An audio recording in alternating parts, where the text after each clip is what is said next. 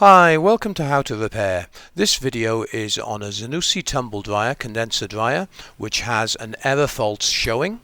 This video can be used for Zanussi, AEG, Electrolux and any of the other brands under the Electrolux group with an Env06 circuit board. Right, before we go into the diagnostic mode on this machine to retrieve the error code, please note that all work should be done by someone who is competent with electrics. Right, so basically what's happened is the machine now is showing a flashing red light, which means that there is an error stored in the system. Sometimes the appliance will actually show the error code straight away, but we're going to go into the diagnostic system.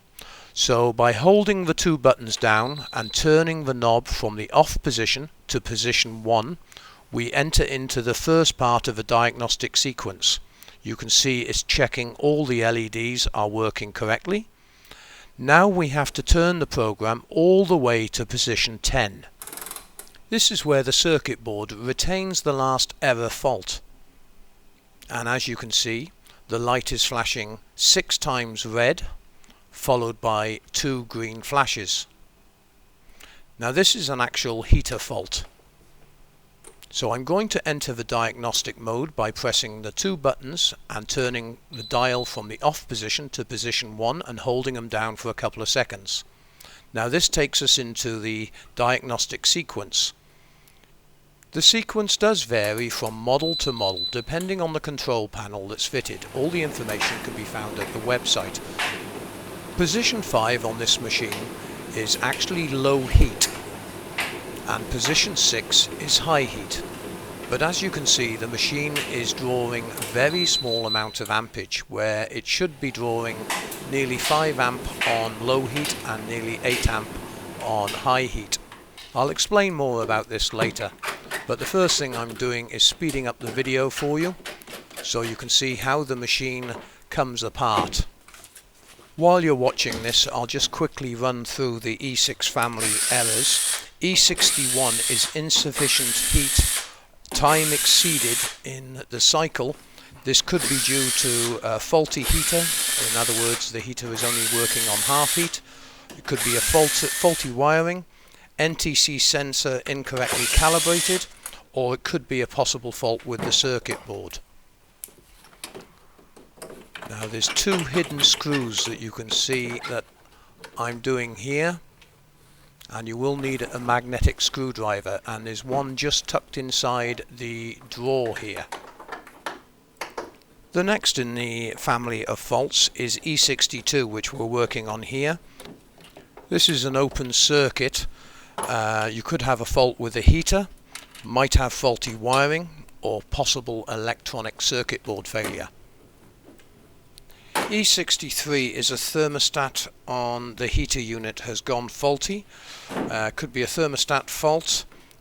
Heater unit might have to be replaced, and most of these, the thermostats are pop riveted, so you have to actually replace the whole heater unit, I'm sorry to tell you.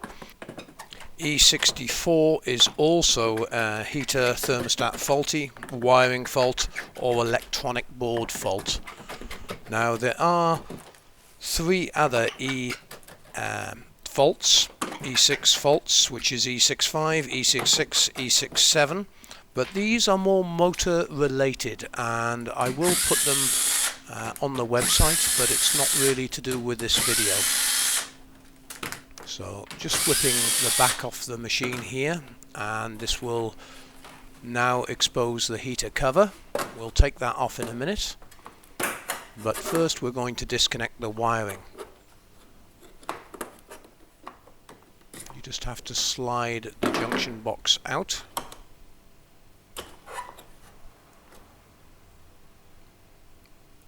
Now you could try to test the heater there, but I've taken the back off just to cut this video down. It's held on with about 15-20 screws, and 3 at the bottom are a Pacific size, so do make note of them when you're taking them off.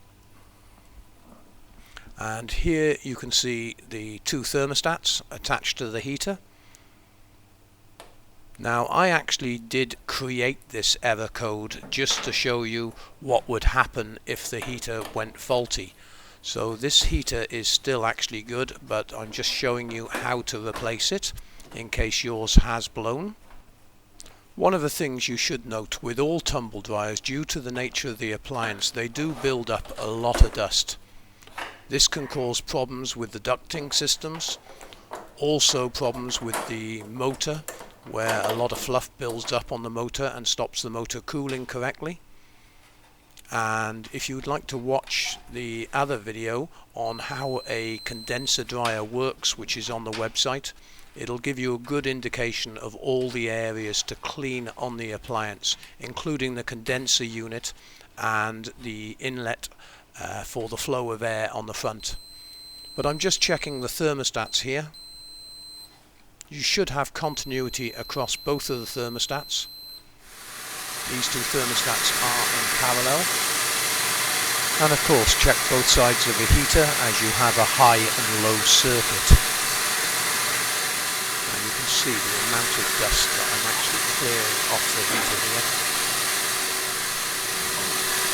It's also does possibly become a fire risk as well, this amount of fluff building up on the heater element.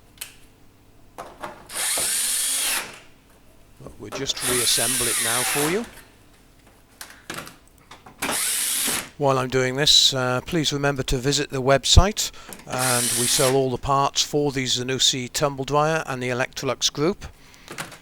Remember to shop with us, as that's what keeps us going and able to make these free videos for you. You'll also find an FAQ section on the website, as well as the repair guides for technical information and common questions people have asked. And of course, if you found this video helpful, you can always click on the link above and buy us a beer. And there's also the links to our Facebook and YouTube site at the top. Now, when connecting the motor block up, do make sure that you get all the wiring correctly put back in their retaining clips, as we wouldn't want them to become loose and catch on the drum.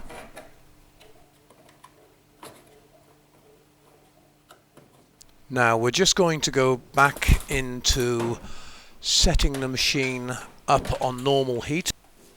There you go, it's drawing just over 8 amp on the dry cycle. Now I'm going to put it back into diagnostic mode, holding the two buttons down for a couple of seconds while you turn the dial to position 1. That checks all the LEDs. Position 2 checks the pump flotation switch and the pump. Position 3 is an anti-clockwise rotation with no heat, and the pump runs for 30 seconds. Position 4 is a stepping motion sequence to inspect the drum and track the triacs on the circuit board.